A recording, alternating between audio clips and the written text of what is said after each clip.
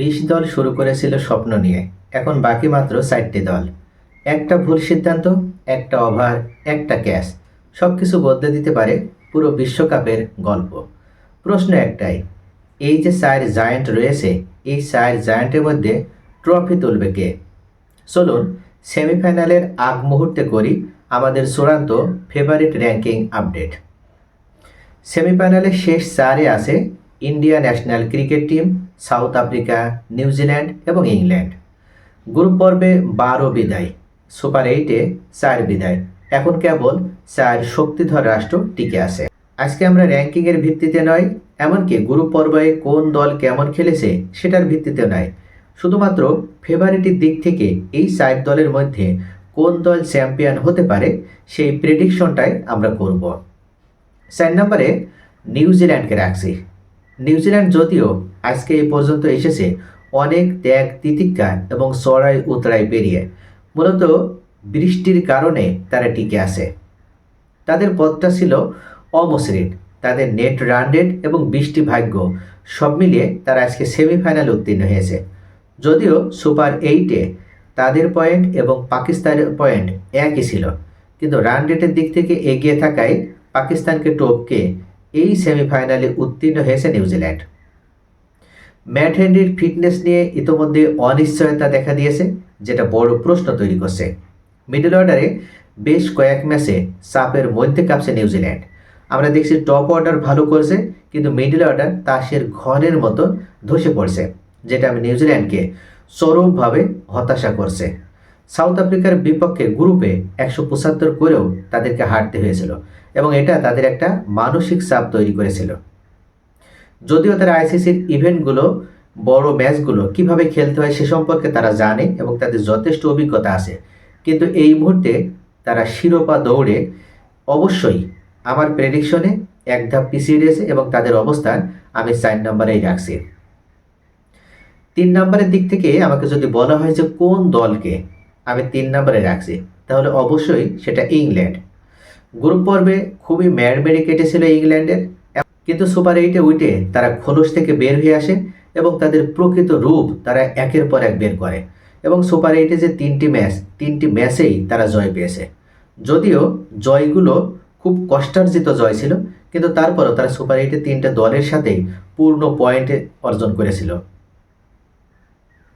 England দলের মূল ভিত্তি জশ বাটলার এবং ফিল সল্ট এখনও পুরো ফর্মে নেই এবং তাদের এই ফর্মহীনতায় মূলত ইংল্যান্ড দলকে চরম ব্যাকফুটে ঠেলে দিচ্ছে। দল জিতছে কারণ হ্যারি ব্রুকও মিডল অর্ডারে কিভাবে একা হাতে ম্যাচ শেষ করতে হয় সেটা তিনি শিখে গিয়েছে। ওয়েস্ট ইন্ডিজের সাথে অসাধারণ একটা নক এই হ্যারি ব্রুক, অপরাজিত ১০০ রান এবং তার উপরে ভিত্তি করে তার ওয়েস্ট ইন্ডিজকে এই ইংল্যান্ড পরাজিত করেছিল এবং যে কারণে হ্যারি ব্রুক এই মুহূর্তে ইংল্যান্ডের সবথেকে বড় শক্তি। তবে জোফরা আর্চারও ডেথ বোলিংয়ে কিন্তু মারাত্মক বোলিং করছে, অর্থাৎ ডেথ ওভারে জোফরা আর্চার যদি তার ভালো পারফর্মটা দেখাতে পারে তাহলে ইংল্যান্ড অবশ্যই এই বিশ্বকাপে ভালো একটা ফলাফল আনতে পারবে এবং তারা ফাইনালে উত্তীর্ণ হয়ে এমনকি শিরোপা লাভ করতে পারে।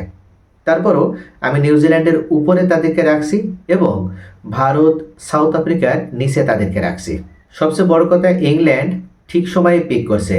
ভারতের বিপক্ষে তাদের সেমিফাইনালে যে ওয়াংখেড়েতে যে ম্যাচটি হবে সেখানে চাপ ভারতের উপরে বেশি থাকবে। তবে এই চাপকে জয় করে যদি ইংল্যান্ড জয়লাভ করতে পারে তাহলে তারা কিন্তু ফাইনালে উঠলেই চ্যাম্পিয়ন হবে, এটাও আমি বলে রাখছি। অর্থাৎ আগামীতে সেমিফাইনালে ভারতের সাথে ইংল্যান্ডের যে ম্যাচটি রয়েছে এই ম্যাচটির পরিসংখ্যান বা এই ম্যাচটির ফলাফলে নির্ধারণ করবে ইংল্যান্ড কতটুকু এগোতে পারবে। এবার আসি ২ নাম্বার দল। আমি ২ নম্বরে অবশ্যই ভারতকে রাখছি। যদিও হোস্ট কান্ট্রি হিসেবে ভারত একটা বাড়তি সুবিধা পাবে, কিন্তু তারপরও আমার কাছে ভারতকেই মনে হচ্ছে ২ নাম্বার, তাকে আমি ১ নম্বরে রাখতে পারছি না। ওয়েস্ট ইন্ডিজের বিপক্ষে ডু অর ডাই ম্যাচ জেতার পর দলটা যেন নতুন প্রাণ সঞ্জীবনী ফিরে পেয়েছে।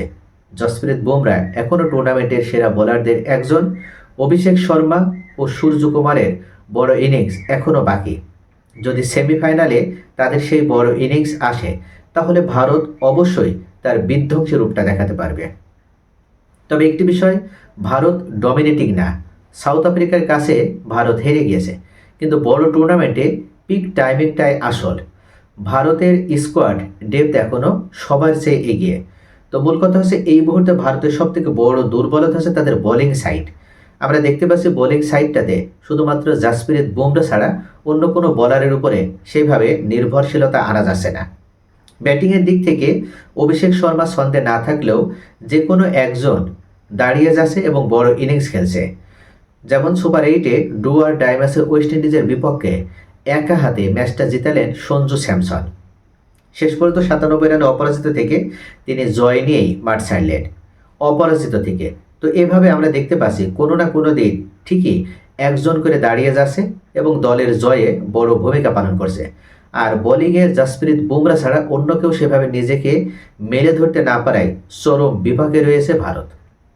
তবে ইংল্যান্ডের সাথে তাদের ওয়াংখেড়েতে যে ম্যাচটি রয়েছে, এই ম্যাচে অন্য বোলাররা যদি তাদের নামের সাথে সুবিচার করতে পারে তাহলে তারা অবশ্যই ফাইনালে উত্তীর্ণ হবে। এবং ফাইনালে উত্তীর্ণ হলে যদি সাউথ আফ্রিকা ফাইনালে ওঠে তাহলে সেক্ষেত্রে সাউথ আফ্রিকা এবং ইন্ডিয়া 50-50 চান্স থাকবে চ্যাম্পিয়ন হওয়ার। এবং আমি 1 নম্বরে রাখছি সাউথ আফ্রিকা। তারা টানা 7টি ম্যাচে জয় পেয়েছে এবং সব বড় দলকেও হারিয়েছে। কুইন্টন ডিকক টপ ফর্মে রয়েছে। বোলিংয়ে রাবাদা এবং মার্কো জানসেন জুটি ডেথ ও পাওয়ার প্লেতে খুবই ভয়ঙ্কর। মিডল অর্ডারে তিরিস্তান স্টাবস ও ডেভিড মিলার যারা দুর্দান্ত ফিনিশিং দিতে পারে। তো সব মিলিয়ে সাউথ আফ্রিকার এই টিমটা অত্যন্ত ব্যালেন্সড একটা টিম আমার কাছে মনে হচ্ছে। যে কারণে এই অপরাজিত থেকে এবার যে সেমিফাইনালে উত্তীর্ণ হয়েছে সাউথ আফ্রিকা, এইডেন মার্করামের এই টিম, আমি চ্যাম্পিয়ন হওয়ার দিক থেকে 1 নম্বর র্যাঙ্কিংয়ে সাউথ আফ্রিকাকেই তাই রাখছি।